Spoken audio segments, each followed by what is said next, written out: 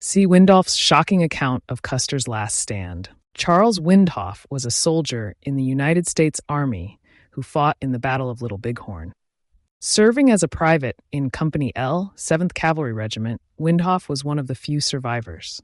A German immigrant, he joined the Army in 1872 and served for 5 years, earning the Medal of Honor for his bravery during the battle. His account of the battle is regarded as one of the most detailed and accurate, making him a celebrated figure in American history. Before we begin, be sure to like and subscribe to our channel to support our community. On that fateful Sunday, June 25th, near noon, we crossed the divide between the Rosebud and the Little Bighorn. Our regiment was in column of march, riding west.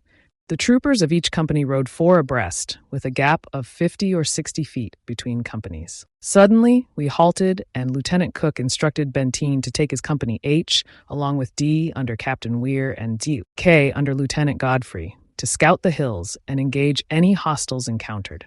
General Custer retained troops 1F, C, and L, while Major Reno led troops M, A, and G, with most of the Indian scouts under Lieutenants Varnum and Hare.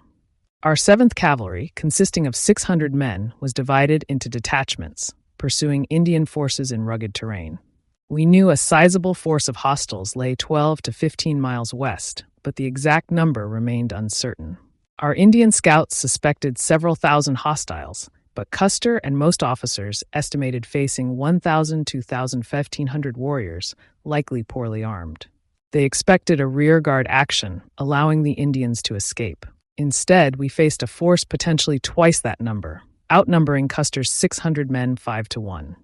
Custer planned a surprise dawn attack on June 26th, but decided to attack immediately when hostile scouts detected his column.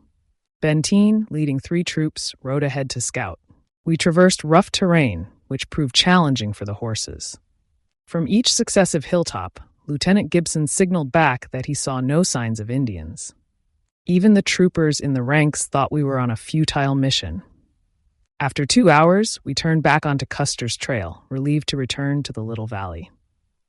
We continued west down a small stream where the lead pack mules got stuck in a quagmire, highlighting the pack train's slow pace. As we departed, we heard distant firing ahead.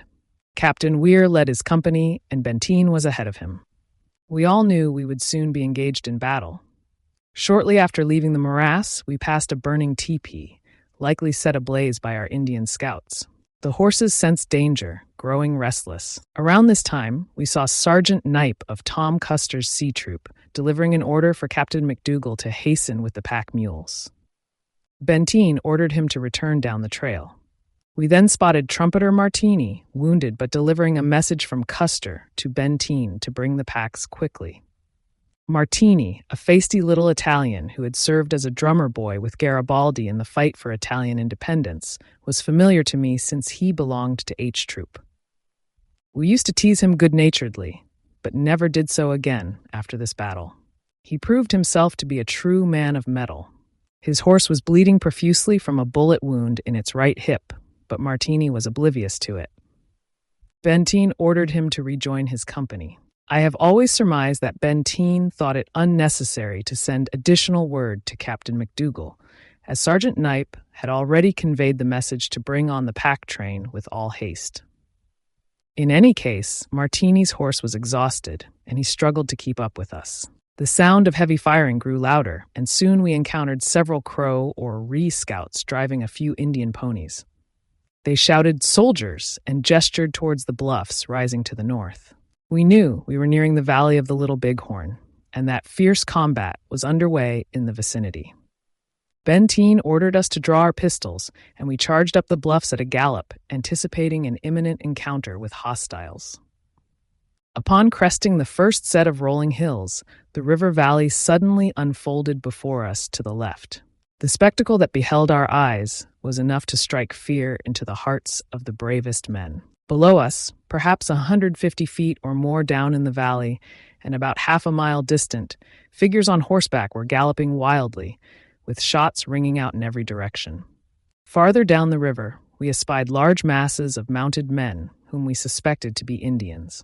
We were riding at a swift pace ourselves, and had barely caught a glimpse of this tragic battlefield when we spotted mounted and dismounted soldiers on a knoll to the north. We rode swiftly towards them, our hearts pounding with anticipation. I shall pause here to recount the fate of our comrades with Reno. Recall that around 12:15 p.m., Reno was given command of 3 troops, 17 Crow and Ree Scouts and 3 White Scouts. Custer, leading 5 troops, proceeded in column to the right, while Reno's column moved to the left. Benteen, with 3 troops, was instructed to scout the rough hills to the south and west, and I, being with Benteen, did not witness the events that unfolded for the next 5 hours. However, I have heard the accounts so frequently that I shall attempt to relay them in the simplest manner possible. Please note that I was not present and am repeating the stories told by survivors. As the 2 battalions descended into the Dry Creek bottom, they would occasionally come within 50 yards of each other, and at other times be as far as 200 yards apart. Both columns trotted westward towards the Little Bighorn. Around 2 p.m., they came upon a burning teepee containing the body of an Indian warrior killed in General Crook's battle with the Indians just a week prior, less than 20 miles away. One of the White Scouts ahead shouted back to Custer that hostiles were nearby, keeping out of rifle range. Custer then signaled Major Reno to cross the creek and instructed Adjutant Cook to order Reno the Little Bighorn 2 miles farther west, then charge the Indian village to the right, with the understanding that the entire force would provide support. This last phrase has been a contentious point, debated by many, regarding the tragic events that were about to unfold. Reno led his force of 120 men, accompanied by a handful of guides and scouts, at a brisk trot, crossing the Little Bighorn Ford and pausing only to water their horses and reform in troop formation on the west bank of the river.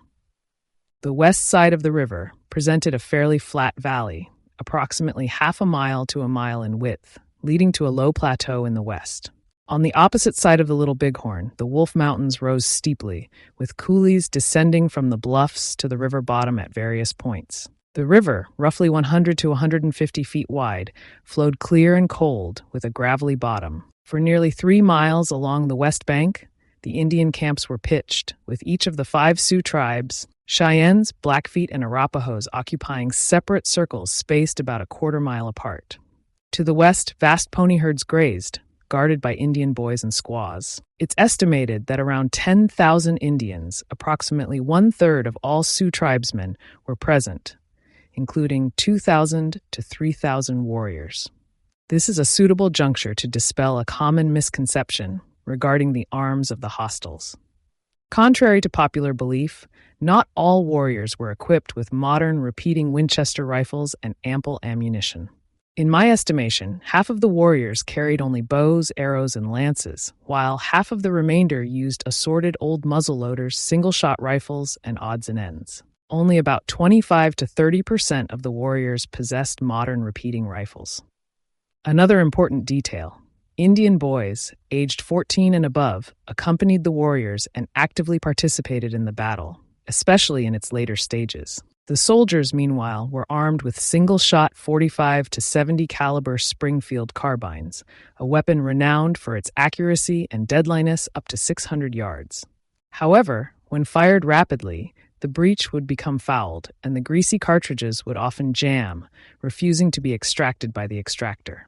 This necessitated the use of a hunting knife to forcibly remove the empty shell, a procedure that claimed the lives of many a trooper on that fateful Sunday. Each soldier also carried a 6-shot single-action Colt Army revolver, the latest model available. The troops had been ordered to carry 100 rounds of rifle ammunition and 24 rounds of revolver ammunition, either on their person or in their saddlebags. As the troopers dismounted and every 4th man became a horse holder, many of the horse mounts were stampeded, resulting in the loss of thousands of rounds of much-needed ammunition, particularly for Custer's men. But to return to Reno's battalion, after crossing the river, they formed a line in columns of 4s with the Indian scouts on their left. Soon, Indian horsemen were seen riding wildly to and fro in the valley, and the southern end of the Indian camps came into view. Reno then deployed his 3 troops and scouts in skirmish line, covering the entire width of the narrow valley.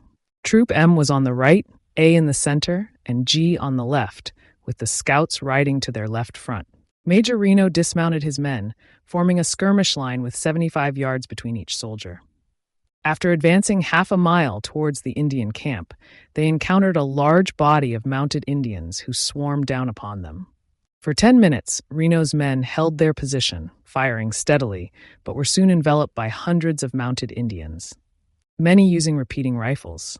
Realizing the danger of being surrounded, Reno ordered his men to fall back, mounting them in good order and retiring 300 yards. This was no sooner accomplished than hundreds of mounted Indians again swarmed down upon them.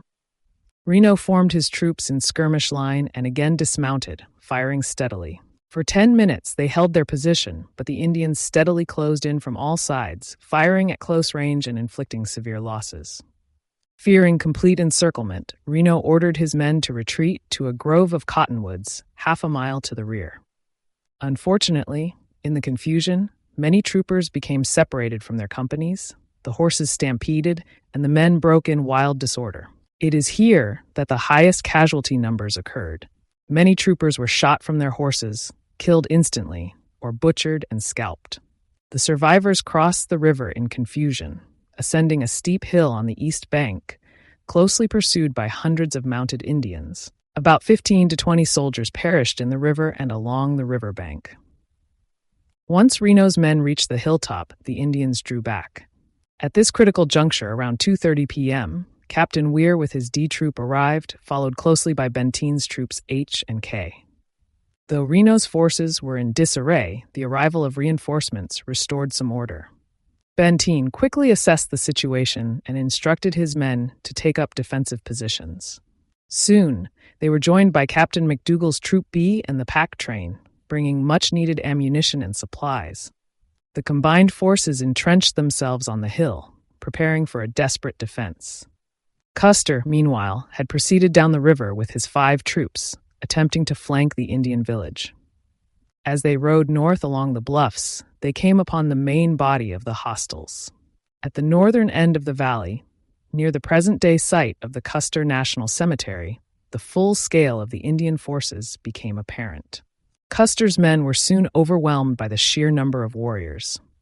Despite their valiant efforts, they were surrounded and cut down, fighting to the last man. As evening fell, Reno and Benteen's forces on the hill could hear the distant sounds of battle, realizing the dire fate that had likely befallen their comrades.